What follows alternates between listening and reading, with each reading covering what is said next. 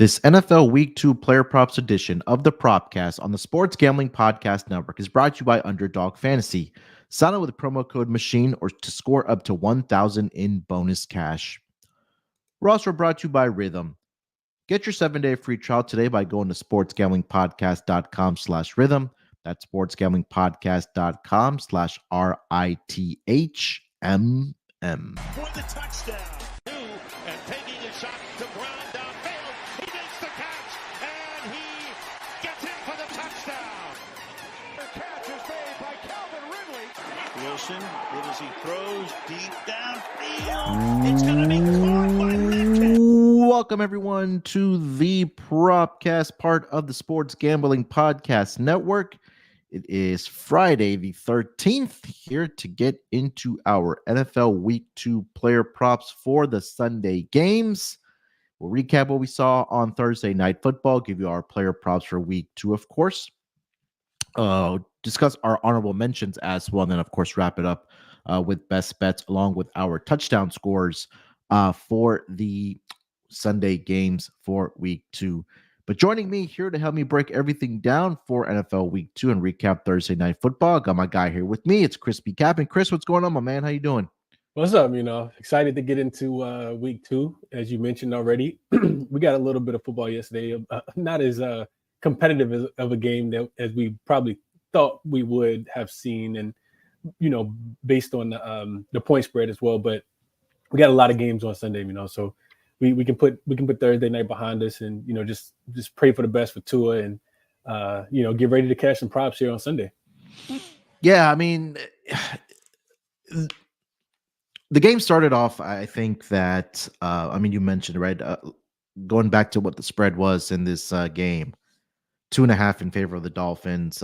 Books expecting it to be a closer game, but early on, we just saw the turnovers from Tua.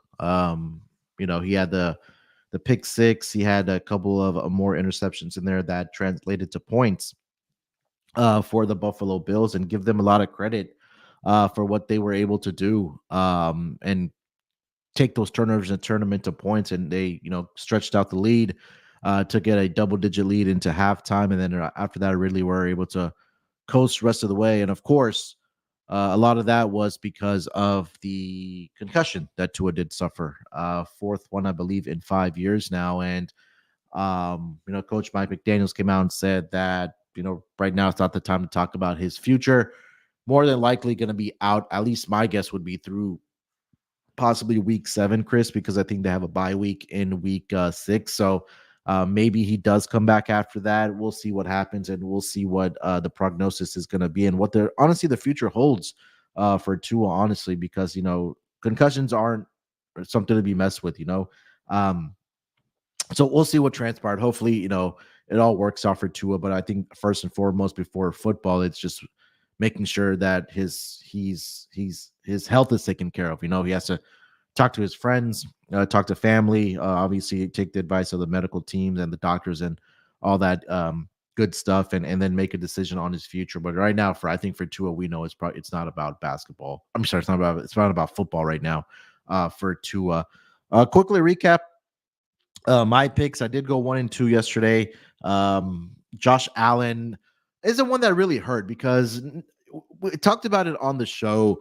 And again, I mentioned it was 12 of 12 in his career, throwing 2+ touchdowns. But the way the game went, Chris, there was no need for him to throw at a point where they were up by 2 possessions, right? He had the opening touchdown he threw to, I think it was, James Cook. After that, James Cook ran in for 2 more, and then they got the pick 6. And after that, there was really no incentive for them to throw the football. The other one I did fall short of was on Jalen Waddle. I had his over 4.5 receptions. He had 3, I believe, in the first half. And then again, that got derailed in the second half as well. And then the lone winner was Curtis Samuel to go under his receiving yards for the Buffalo Bills. So that one did get to the window there. How did your picks turn out? And if you want to add anything to the Tua injury. Yeah, I just want to say, so you didn't have James Cook, three total touchdowns on your bingo card yesterday? I think we mentioned him for anytime touchdown, but we didn't get to the 3 though. Yeah, same. I had a 1-3 day as well, with the lone winner being Dalton Kincaid under his 4.5 receptions. And Game script means everything, right? We didn't see Tua throwing a pick six. We didn't see him throwing 3 picks. We didn't see him throwing, just into the third quarter with 3 minutes left either. So that dictated everything. Like you kind of already mentioned, I had Tua over his 1.5 passing touchdowns, and of course he took the hit right at the 4 or 5 yard line, and that one barely they can get there. He had already thrown for 1 touchdown to, I think it was Achan that caught that pass. Yeah, Achan caught that pass. So under on Tua was a loser. Well, the over on Tua passing touchdowns was a loser. I'm pretty sure he gets it the way the game flows if he doesn't get hurt. So that's all. That also stinks. And then James Cook over his 14.5 rush attempts. And that was an interesting one because Ray Davis got a lot more carries this game than he did last game. Mm-hmm.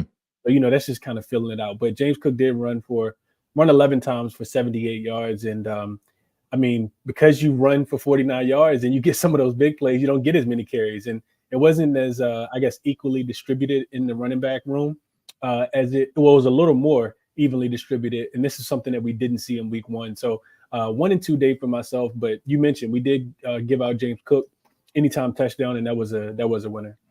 Yeah, I think for James Cook in particular, you talked about the rush attempts. It was late in that fourth quarter where they brought in the backups, and there really is, I guess, no one's really incentive for the starters to be out there, in particular James Cook for the Buffalo Bills. And typically we talk about this in basketball and in the NBA where blowouts, where props go to die if you have overs, and I think that was case in point last night in the Thursday night football game where it was a little bit out of reach for the Miami Dolphins, especially after the injury to Tua. So we'll turn the page here. We'll look forward to week 2 here. Again, a lot of interesting and fun matchups that are on week 2 here. But before we do get into our player props for NFL week 2 here, Chris, make sure you guys are checking out the Sports Gambling Podcast and, of course, the College Football Experience for free picks for every game against the spread. Obviously, with football back, Sean and Ryan have been picking every single game against the spread since, I believe, 2011. And then, of course, the College Football Experience with all the college games that do happen on Saturday.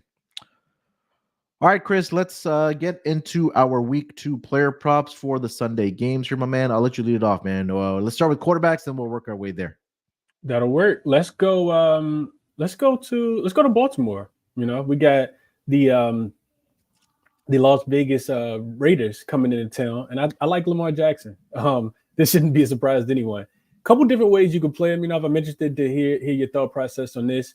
But his rushing yards, 48.5 for Mr. Lamar Jackson. I see this all the way down to 44.5 on one book as well, but it looks like consensus is about 48.5 rushing yards for Lamar here. And the other play I want to mention, is under on Lamar Jackson pass attempts at 29.5. And I do think that they're correlated. So we go back to week 1. We know Lamar, ran the ball a tremendous amount of times. Ended up with 100 rushing yards. The Baltimore Ravens, along with the Kansas City Chiefs, also get those extra prep days, right? Even though they haven't been on the field, it's just extra time to recover your body, to prepare. I'm pretty sure Harbaugh took advantage of that. So I like that from that perspective as well. You go back and look at Lamar Jackson's last few games. I went back and looked at about the last 8. He's 5 for 8 to the over in those games. He did miss in back-to-back games, but not in the most recent ones. Those were back last season. The other thing that comes to mind when I think about Lamar and his rushing ability, specifically, is how it relates to that offensive line. They're still kind of gelling, right? We watched the Thursday night football game. We saw that he didn't have the time that that he thought he was going to have, so he just kind of took off. And we know Lamar, for taking off and getting up and down the field. There's also the idea that Harbaugh may not run Derrick Henry as much, right? He did come out and say that, that he's at a point in his career where he's not going to get, can't remember exactly how many carries he said, but he's not going to run the ball as much, right? So that could also lead to Lamar, scrambling a little bit more. And then you have the Raiders defense, the defense that gave up 176 rushing yards last week to the Chargers, which was the 5th most. And over the, just the course of the season last year, this was not a good Raiders run defense. If they gave up an average of 143 rushing yards per game on the road specifically, which was the 4th most. So I think it correlates because if you like Lamar to go over on his rushing yards, you do like his pass attempts to go under. Because 29.5 is a lot of pass attempts for a team that I think, this matchup sets up really well for Baltimore. A team that loves to run the football versus a defense that struggles to stop the run. So I think that, leads to his pass attempts under and his rushing yards go over. So I'm interested to hear your thoughts. I haven't made a bet on this one quite yet. I like the other player props a little bit more, but I want your thoughts on if you had to play one, would you go over on the rushing yards or would you go under on the passing attempts here? 48.5 on the rushing yards and 29.5 on the pass attempts. So I do have a player prop in this game here for the running back, and I think this would be the conversation. We can just tie it together, and I'll give out my one here. Not really correlated here, but I do have a prop on Derrick Henry. I think the approach in this game is probably going to be very run heavy because of everything that you mentioned about the Raiders' run defense, right? We saw last week J.K. Dobbins pretty much torched this team. 10 carries, 135 yards. I know he had a couple long ones in there as well. So I think I would be in the camp of the under for Lamar Jackson. Typically, historically, when under the John Harbaugh regime with the Ravens, they like to beat up on the lesser opponent, right? So I think it could be something similar to what we saw yesterday on Thursday Night Football with Josh Allen, that he comes out and plays well. The defense plays well. They get out to a double-digit lead, maybe a 3-possession lead, and there's no really incentive for Lamar Jackson to throw the football. And I think that that's the way I would look. From things that I'm not really reading, but I think the gauge for me would be maybe they want Lamar Jackson to run a little bit less and save his legs and keep him healthy. I think number one is the most important part, right? Because, we've probably seen coaches around the league from last night and saw the game last night and say, saw Tua get the injury. Where we don't want that to be our quarterback. Same thing like Jordan Love. He suffered the lower leg injury in week 1. That's 2 starting quarterbacks that are going to miss some time here for their respective teams here. And Lamar Jackson, we know, as the former MVP and the quarterback of the future for this team, they want to keep him healthy because they do have Super Bowl aspirations. Winning a division title is not something that's going to excite not only the organization, but also the fans there. So I say all that. I think Lamar under 28.5 would be the look here for me, Chris, between the two that you did mention there, between the rushing yards and the pass attempts. I like him. We know that he has the big playability, right? Like he could go for two rush attempts, could get him over the 48.5 rushing yards just because of how fast and elusive he can be. Thinking about a long play. But I think the pass attempts make a lot of sense here, especially if we're expecting them to, kind of beat up on the lesser than. While you were talking, I did go in and look at just over the last 3 years, or you could say 2 years, since the 2022 season. I looked at the Ravens as a home favorite when they're, expected to win by a touchdown or more. They are 6-1-1 to the under. So it says that their defense typically steps up and plays well. And they win in those games by about 8 points. So yeah, I think I'll go under on the pass attempts here at 29.5. Just thinking that, he won't have to sling the ball down the field. Definitely correlates with some Derrick Henry props as well. Yeah, I'll say the Derrick Henry run for you when we get to the running back positions here. So let me start with my quarterback one here. There's 2 ways I wanted to go with this. One was an over and one was an under. I'll save the under when we get to honorable mentions here because I'm pretty close to pulling the trigger on it. But I'm going to pinch my nose a little bit here, Chris. I'm going to take Daniel Jones to go over on his passing yards. And look, they are playing the Washington Commanders, and we saw last week what Baker was able to do. And I know Baker has been playing a whole hell of a lot better than what Daniel Jones has been doing, frankly, over the past, I don't know how many seasons or games you want to go back to. It's just been that bad for Daniel Jones. But I'll say this, historically, the Giants and Daniel Jones have been really good against the Washington Commanders. I think in his career, Daniel Jones is 5-1-1 against the Washington Commanders in his career. And I think, again, when you're going up against the secondary, what we saw last week, where Baker Mayfield was able to get whatever he wanted pretty much in the passing game, that I think Daniel Jones is capable of doing it. right now, as I pull up the number here for Daniel Jones on his passing yards, you take a look at the wide receiving group. I know a lot of people weren't excited about it, but Malik Neighbors had a pretty good debut last week for the San Francisco Giants. Wan'Dale Robinson, I think, was really good last week as well for this team. Darius Slayton is really that downfield threat for this team. And it's not like I'm asking Daniel Jones to do a whole heck of a lot. For him, maybe in his mind, when you look at the posted number, I believe it was 208.5 right now over on DraftKings. I think against this secondary, he can have some success. The question is going to be, is he going to be able to limit the turnovers? And also going game script wise, let's just say that they are trailing in this game, late in the game, and they need to get those yards and they have to throw the football. I think there's an opportunity there for Daniel Jones to be able to do this. So 208.5 right now is a number. And Daniel Jones in his career against the Washington Commanders / football team / Redskins, he's 5-1-1 straight up. There was a tie, I believe this was back in 2022, where they ended up, I wasn't say that was a 2020 to tie. Yeah, 2020 tie, if I'm not mistaken. And you also take a look at the numbers for Daniel Jones against the Commanders in his career. He has a completion percentage of 69.7, averaging 215 yards through the air. So again, I'm pinching my nose here a little bit, Chris. Daniel Jones over 208.5 passing yards against the Commanders.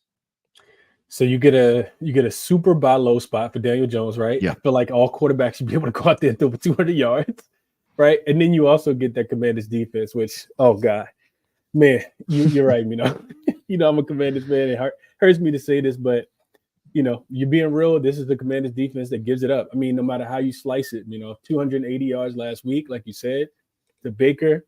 You go back and look at them last year. This was the worst pass defense in the NFL, giving up 262 yards per game, which was, like I said, the worst. At home, 242 yards last year, which was 27th as well. So, yeah, I mean, I can't talk you off of it. In game script, if he, so let's say that, Deron Payne or one of those, somebody from the front seven is able to get a little pressure and, disrupt them a little bit, and he does turn the ball over. It's even more incentive for him to throw the football. So, like you mentioned, everything lines up for Daniel Jones to have a pretty solid day through the air, whether he's throwing picks or not. All right, before we continue the conversation here for NFL Week 2 player props, let me remind everyone about our friends over at Underdog Fantasy. Underdog Fantasy Pick'em gives you a chance to win 1,000 extra entry. The NFL is back, and there are a ton of Pick'em specials to get you started, plus great action for college football. Their lobby is jam-packed with profit boosts and no-sweat entries, and you can now use specials and boosts on all flex entries. Sign up with promo code MACHINE to claim your special pick and first-time deposit offer up to $1,000 in bonus cash. That's UnderdogFantasy.com. Make sure you guys use our promo code MACHINE. All right, Chris, let's keep it rolling here. Let's get over to your next player prop. Let's go to the running back group here. If you have any running back props, and then we'll work our way to the receivers. Yes, sir. Absolutely. We're going with Isaiah Pacheco. Kansas City gets a really juicy matchup this week against Cincinnati. And there's a lot of different things I like him, but the prop is Isaiah Pacheco up and over his 65.5 rushing yards. That's what I like the most. So let's start off with Andy Reid having more time than his opponent to prepare for this game, because similarly to Baltimore, this was also a team that played on Thursday Night Football, so you get the extra prep days. Isaiah Pacheco ran 15 times last week, only 45 yards versus Baltimore on just 3 yards per carry, but he still accounted for 80% of the running back snaps for the Kansas City backfield. You absolutely love it. Not really anybody running the football outside of him. The Bengals. Yep. Now we flip it. We look at this Bengals defense. Gash last week. New England got 170 rushing yards on 39 carries, 4.4 yards per pop last week. And then you just think about the Cincinnati defense in general. I will be trying my best to target an opposing running back almost every week, depending on the number. And this number seemed a little bit conservative because Cincinnati's run defense has been so bad. Last season they struggled as well. They gave up 138 rushing yards per game, 4.9 yards per carry in road games. Both of those were bottom 5 in the league. And now, with no DJ Reader, we saw the impact of that in week 1. By far their best run stop and linebacker. I think Kansas City is going to do a good job of establishing the run here. Isaiah Pacheco should absolutely eat in this game. 2 career games for Pacheco against this Cincinnati defense, 66 rushing yards in his first one. So he went up and over the number by a yard, but 130 in the most recent matchup last season. So I love Isaiah Pacheco here. I'll take him up and over 65.5 rushing yards. Yeah, I mean, you take a look. You mentioned DJ Reader. I think that's the big story here for the Bengals, especially on the defensive line there. Right, 8 games over the previous 2 seasons that DJ Reader had missed when he was with the Bengals. The Bengals allowed an average of 132 rushing yards per game on 4.5 yards per carry. In the 28 games that he did play with the Bengals prior to his departure to the Lions, they allowed only 102 yards per game, 4.2 yards per carry. And you take a look at yards before contact, they allowed 0.6 more yards per carry before contact without DJ Reader there. And like you mentioned, I mean, last week, you go back to the Patriots, we knew that the game script coming in for the Patriots was going to be running the football with Ramondre Stevenson. I think the Bengals knew that. The Patriots knew that. And Ramondre Stevenson was still able to get whatever he wanted on the ground last week against the Patriots.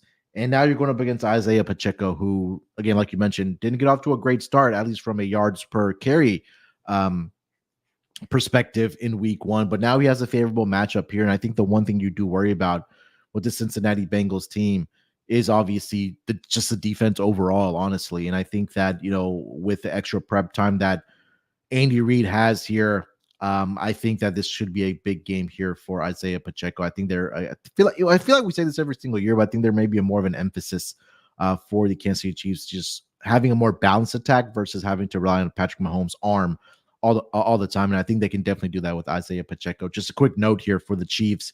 Hollywood Brown was put on the IR, so he's going to miss the next 4 games for the Chiefs. So I think that's more opportunities also for Xavier Worthy, Rashee Rice, and outside of Travis Kelce, some of the other guys to step up for this Chiefs team. So couldn't talk you off.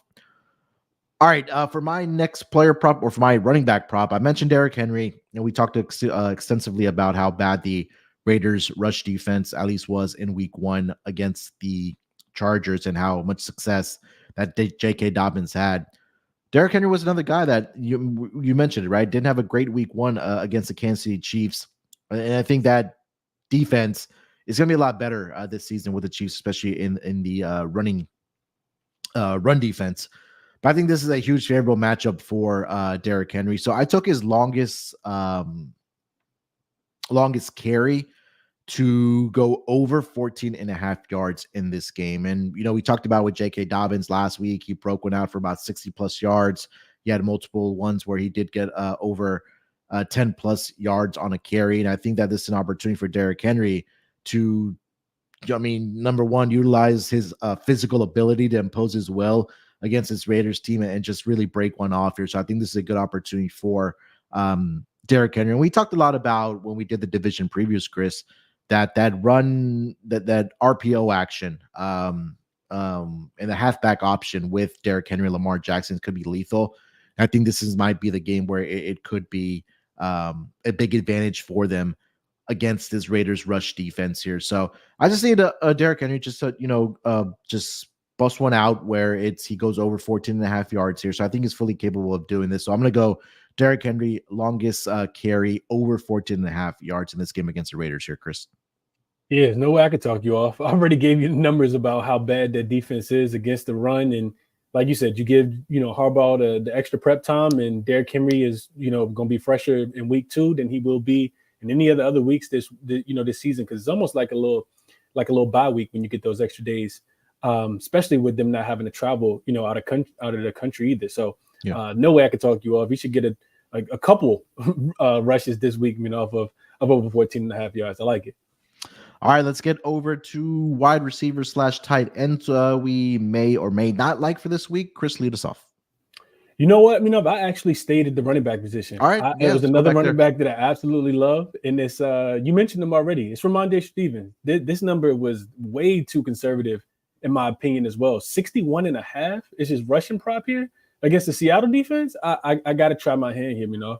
So, 25 carries last week for Ramondre Stevens, 120 yards against Cincinnati, and that was in Cincinnati. Now he comes home, which, I mean, you know, it's not a lot to come home to in New England, but at least you got the home crowd behind you.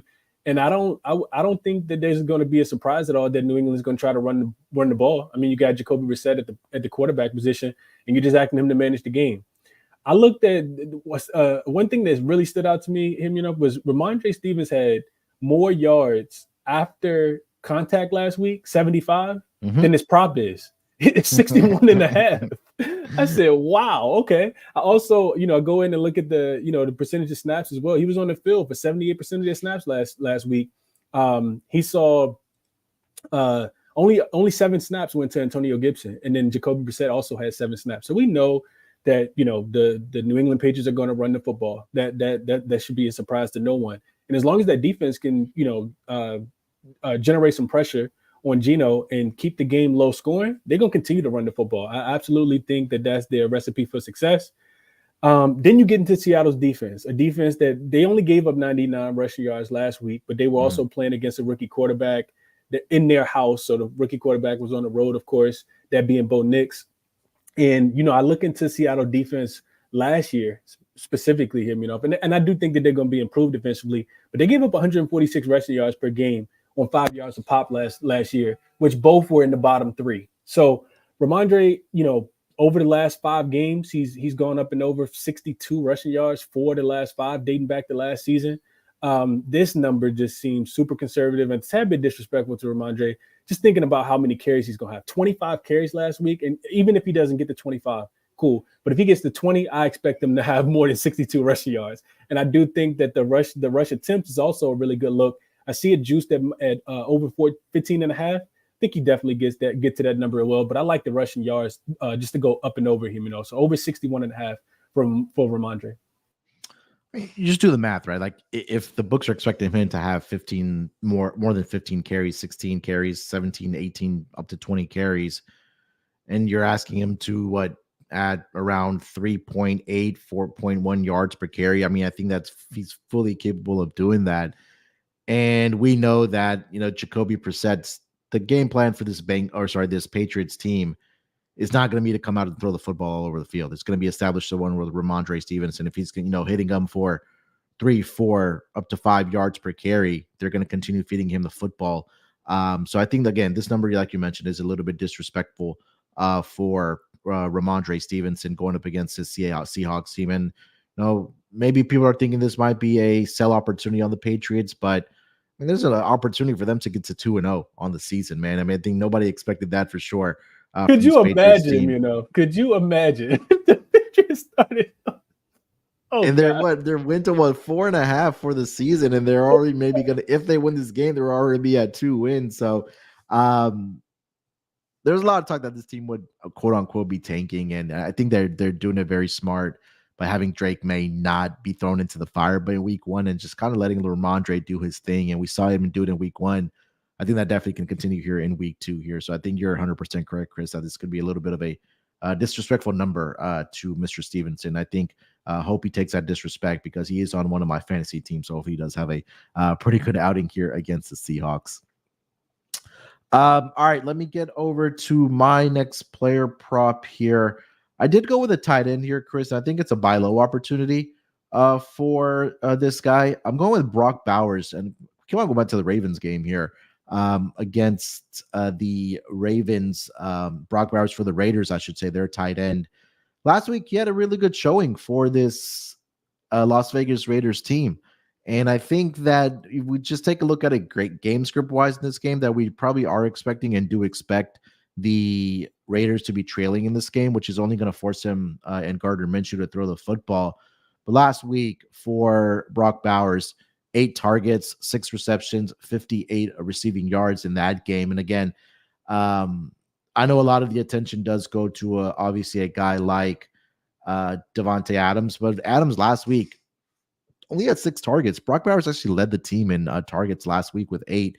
Finished the game with, like I mentioned, 6 receptions and 58 receiving yards. So I know a lot of the fantasy guys Do like Brock Bowers this season. I think this is going to be another opportunity for him to have another big game. The number's only at 34.5 right now for Brock Bowers. So I think that with maybe 4 catches that he can definitely get over this number.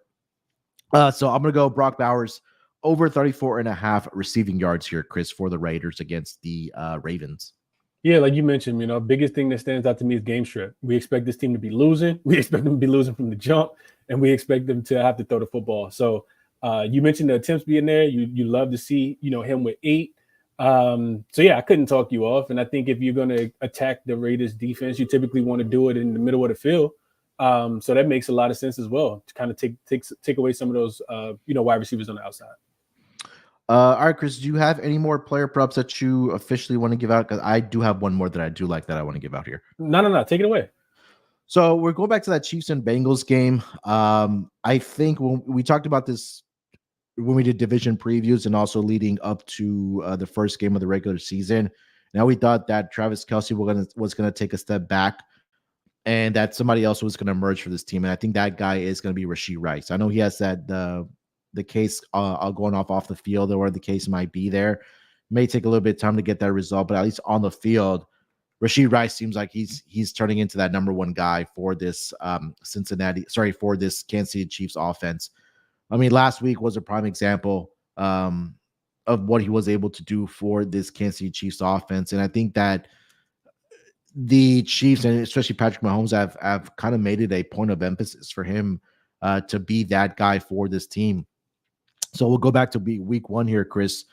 9 targets for Rashee Rice, translated to 7 receptions and 103 receiving yards in that game. Right now, the number is sitting at 66.5 for Rashee Rice. We talked about the concerns that we do have both on the defensive line for the Cincinnati Bengals. But I think that the stars that are emerging for this team is, number 1, like you mentioned, Isaiah Pacheco on the ground. And I think Rashee Rice is also going to be that guy through the air for this team.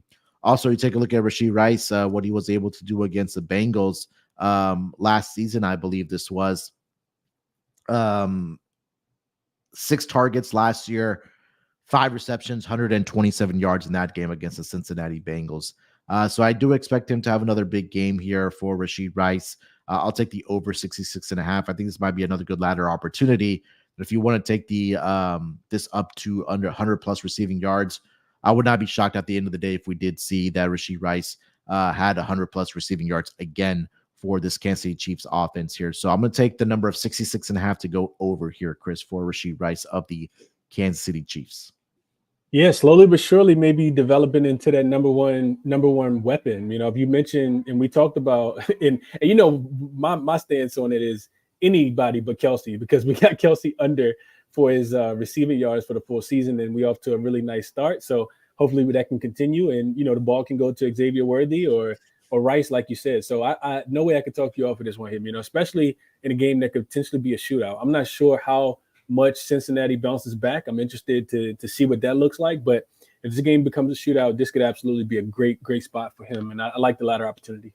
And that's the biggest question mark, right? Going into week 2 is like, how do the Bengals respond after what happened in week 1? And I know they're dealing with a lot of stuff, whether it's off the field stuff with contract situations or on the field stuff with, guys having injuries and things like that, right? With Joe Burrow's wrist, T. Higgins with a hamstring injury, and he's not happy with his contract situation. Also with Jamar Chase as well. So like, what's the psyche of this team right now? Because again, we've seen historically when we talk about teams that start 0-2, it's very, very difficult for them to not only get a wild card spot, but even sniff the playoffs, right? And especially for the Bengals at the division that they are in, where the Steelers won, and the other 3 teams that did lose, right? The Browns, the Bengals, and the Ravens there. So the Ravens, again, we talked about extensively on the pod that they have the Raiders this week. Should be an easy victory for them. Again, we've seen crazier things happen already. Case in point, the Bengals against the Patriots. So I'm very curious to see how they do respond here, Chris, against the defending Super Bowl champions here in week 2. That'll be a game I'm definitely going to have on the screen for week 2. All right, before we get into some honorable mentions here for NFL week 2, let me tell everyone about the newest sponsor on the Sports Gambling Podcast Network, and that is going to be BetUS. We're brought to you by BetUS. Bet with the best in the business with BetUS. BetUS has been around for more than 40 years. Bet anywhere. BetUS is available in a ton of locations, including internationally. BetUS has a massive props menu, same game parlays, and some of the best boosts in the business. Plus, an all-new live betting experience. Easily deposit using cryptocurrency and get lightning fast payouts.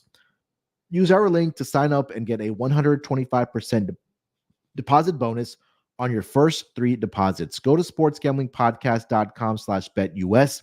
That's sportsgamblingpodcast.com/betus. And make sure you use that promo code SGPN so they know that we sent you. BetUS, America's favorite sports book. And we're also brought to you by Rhythm. Have you ever wanted to create your own sports betting model for football? Do you even know what a sports betting model is? SGPN's proud partner, Rhythm, is the #1 AI-powered backed sports betting platform that helps provide bettors of all levels the ability to build custom predictive betting models in seconds and get predictions for betting money lines, spreads, totals, and props. Build your own model, copy one of the top performing models from the leaderboard, or press build a model for me, and Rhythm gives you predictions for every game and player props, and also has a myriad of stats, research, and trend analysis to give you even more betting insights.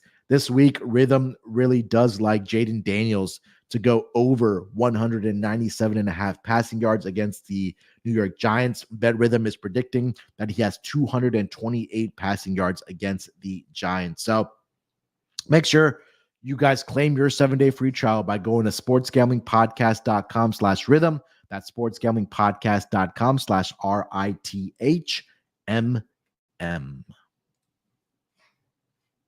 All right, Chris, let's get into some honorable mentions here, man. Anything that you were looking at that you couldn't quite pull the plug to or wanted to have a conversation about? Yeah, so first one we'll go, you just mentioned him, Jaden Daniels. I wasn't thinking necessarily, rushing passing yards over, potentially.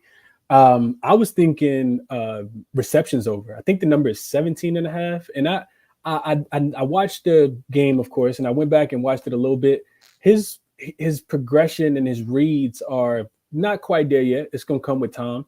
But when I think about this Giants defense, I started to salivate just a tad bit because this does feel like a game where, first game at home, you get a defense that isn't that great against the pass. The Giants allowed a 79% completion passer rate last week, which was third worst in the NFL. And if you go back and look at them on the road as well, 70% completion passing percentage last year as well, which was bottom 10.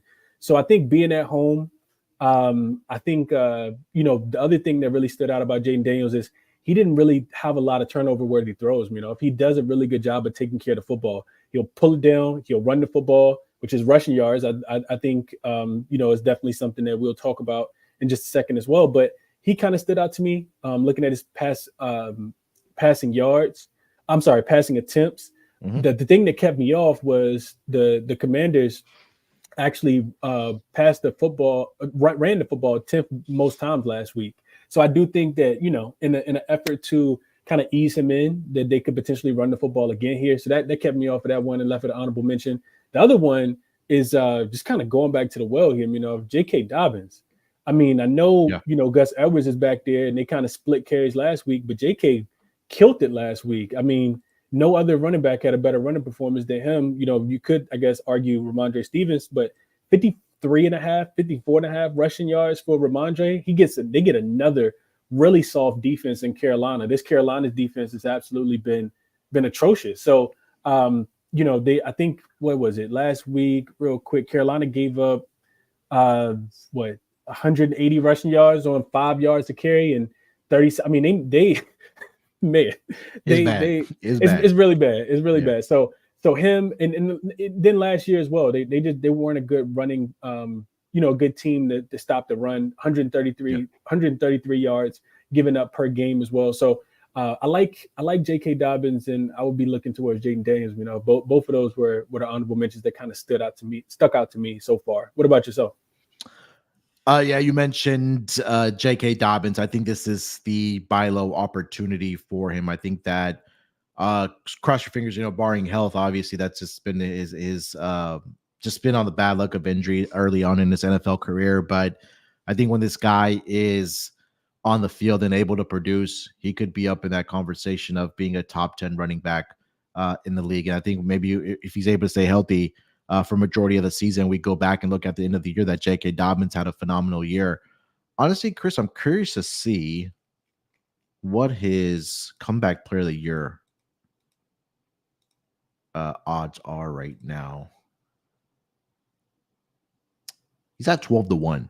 I may put a little sprinkle on that if he continues to have a really good season here for the Chargers there, because again, Gus Edwards getting there up there in a little bit of age, and we know the explosiveness and the opportunities are going to be there for J.K. Dobbins. So I wouldn't be able to talk you off of number one, the prop here for this week, and also maybe sprinkling a little bit on that 12-1 for J.K. Dobbins to be comeback player of the year. The one also I was looking at, Chris, here, Anthony Richardson under 201.5 passing yards. Last week, Anthony Richardson finished the game, I believe it was 211, and I had it in my notes here before I had to restart my computer here, but let me see if I can find it here. But 114 of those passing yards last week, Chris, were on two passes. One was to Dulin, and one was to Alec Pierce. That if Derek Stingley Jr.'s hand or fingers were a couple inches longer, he would have deflected that pass that went to Alec Pierce for the touchdown. And we take a look at this game, right? Obviously, we talked about Jordan Love not being there for the Green Bay Packers. Malik Willis getting the start there for them. But I think there's going to be really a reliance on the defense for the Green Bay Packers to, number one, keep themselves in this game and possibly, who knows, even win this game outright. Malik Willis, we know, doesn't have a lot of starting quarterback experience at the NFL level. Do you rely really on Josh Jacobs? That's another guy I do like this week. Maybe if you look at his rushing and receiving yards to go over. But I just feel like that with Anthony Richardson, that there may be a little bit more reliance on Jonathan Taylor this week. And I think for Anthony Richardson, that those opportunities, that those long passes that he did have down the field against the Texans, that may not be there this week. You're going into Lambeau Field. You're on the road. It's going to be an outdoor game. I'm looking at the under for Anthony Richardson here, 201.5, and I'll throw Josh Jacobs rushing and receiving yards to go over this week here as well, just based on games for what the game plan may be for the Packers. With Malik Willis getting the start here for the Packers here, Chris. Love both of them. The one that really sticks out though is Anthony Richardson. I almost knew your cap, as soon as you said the number. Yeah. Those two passes, right, that we didn't expect at all. And that's one of the reasons why I like the Houston Texans so much. Going on the road, not being in that dome behind those home fans, I do think we see, we talked about this in a lot of detail when we broke down the division. But his accuracy still just isn't there. And you could just kind of tell what the game plan was: throw it all the way down the field or let's just hand it off. Yeah. So we expect some regression there. I absolutely love that one, and I think that number is super low for a good reason. I like that a lot. All right, you got anything else for honorable mentions? Nah, I'll leave it there. All right, let's get into touchdown scores before we do get into our best bets here for week 2. Who do you like to find the end zone this week, Chris? Couple guys that we mentioned already. The first one is J.K. Dobbins, and I consider Gus Edwards as well. I'm interested to see how Harbaugh, wants to utilize the running backs, but I it's hard not to. If this is the Carolina defense, right? And I know they're at home this week, but I expect the Chargers to run the football, right? This is what Harbaugh does. It's what he's done for a very long time, and I think for that reason, J.K. Dobbins, being plus 160 is a nice look. And I think Gus Edwards is plus 180. But like I said, Carolina gave up 180 yards last week on the ground. So I like J.K. Dobbins to find the end zone. I think whether it's J.K. Dobbins or Gus Edwards, one of those guys definitely find the end zone against that terrible defense for Carolina and Chargers being able to run the football so much. The other one, and this one shouldn't be too much of a surprise for anyone, Jaden Daniels, plus 145 over on ESPN Bet.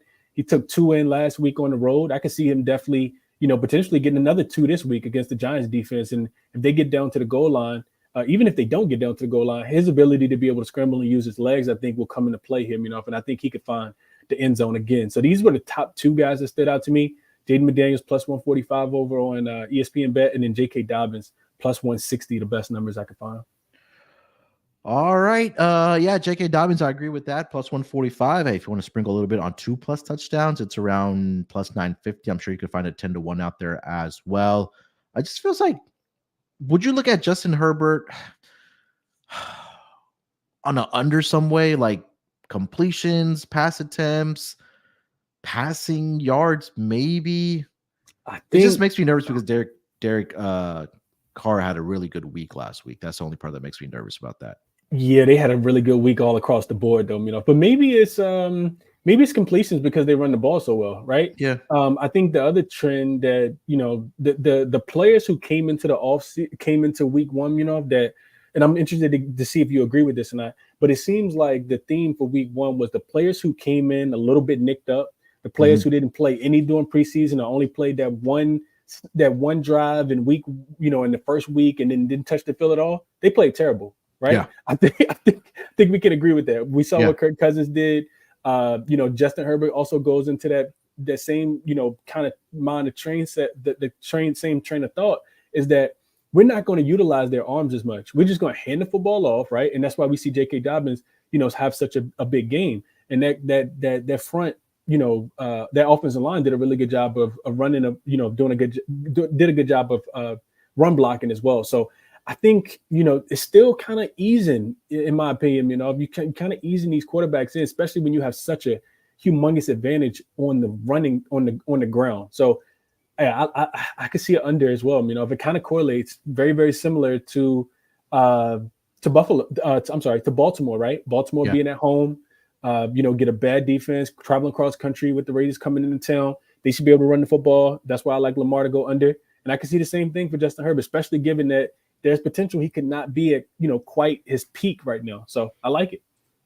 There was only 2 quarterbacks last week that threw for more than 300 yards. That was Tua 338, Matthew Stafford 317. But you kind of go, if I even go outside of the top 10 guys last week as far as passing yards leader, number 10 guy last week was Josh Allen at 232. After that, it was obviously less than 232 for the other 20 some odd quarterbacks, 22 other quarterbacks. I mean, the least amount, you take a look if you went to the bottom of the list there, Chris, with some of the guys that you talked about that didn't play a whole heck of a lot in the preseason or were coming off of injury. Kirk Cousins 155,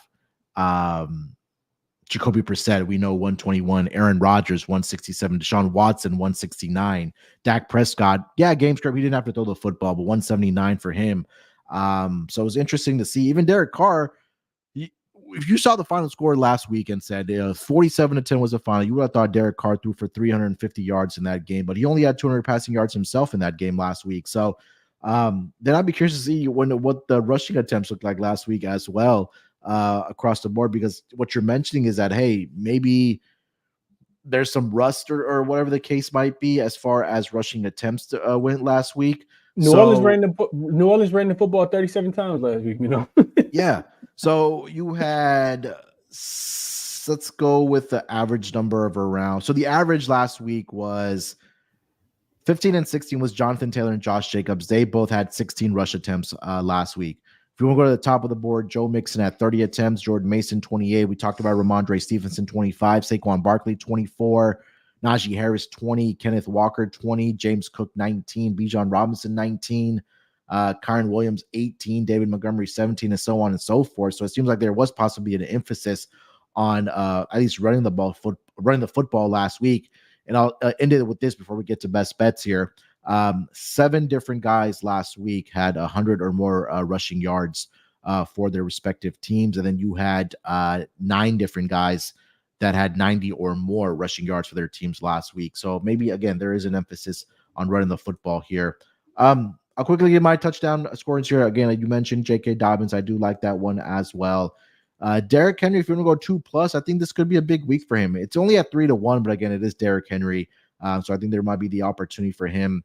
I say likely still at 2-1, Chris. I think that you kind of have to get there with that. Again, we saw the opportunities he had last week at the end of the game against the Chiefs in week 1 at 2-1. I think it's a pretty good price for him. I think that is pretty much it. Yeah, not going to touch that game. Lions, Jameson Williams, Chris, at plus 150. That downfield threat, that home run ability that he does have, I think that's going to be a constant theme this season for the Detroit Lions at plus 150. I do like that. And yeah, I'll cap it there, man. Some of these other games, I feel like it's going to be an under game for a lot of these games this week. All right. So let's get over to our best bets to wrap up the show here. Chris, I'll let you lead off, man. Where are you taking us for your best bet? We're going straight to New England. We're going New England, We're going straight to Ramondre Stevens.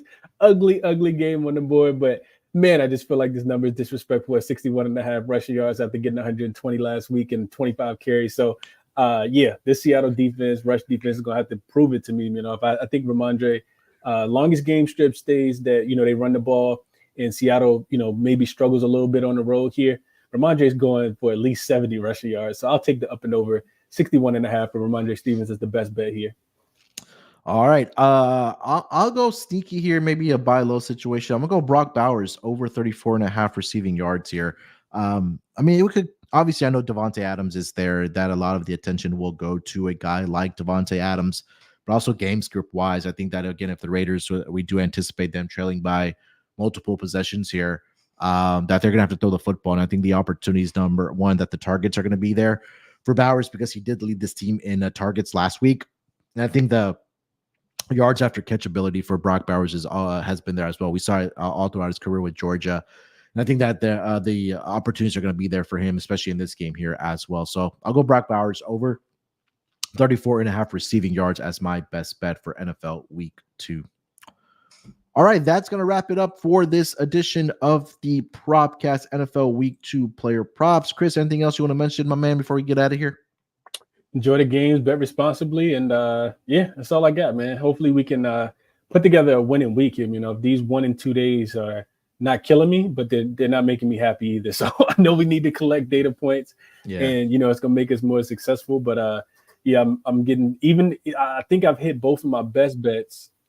They've actually been winners, but the other two, still making it an unprofitable day. So let's get some winners in here this weekend. If I love the Ramondre look, and I love all your props that you gave as well. I think I'll be tailing you on, Mr. Danny Dimes to go up and over the 208 passing yards against that Commanders secondary as well. So I'll leave you guys with that. Best of luck on all your action this weekend. Yeah, hopefully he doesn't make me look like, or he doesn't make himself look like Danny Pennies in this game against the Commanders there. But we've been doing pretty good with our touchdown props. I'll say that much. I think that's been keeping us afloat. But like I mentioned, those 1 and 2s and not hitting best bets, especially for myself, hopefully that can turn around starting here week 2. As we, like Chris mentioned, we do gather more data points as we progress through the weeks here for the NFL season. All right, make sure you guys follow Chris over on the Twitter machine at ChrisBeCappinn. That's 2 P's and 2 N's. You can follow me there as well at SportsNerd824. More importantly, make sure you guys subscribe to the Propcast, whether that's on YouTube or wherever you do get your podcast player, whether it's on Apple, Spotify, wherever the case might be. All right, we'll talk to you guys next week. Till then, good luck with your bets. Let's break these books off, and always remember to let it ride.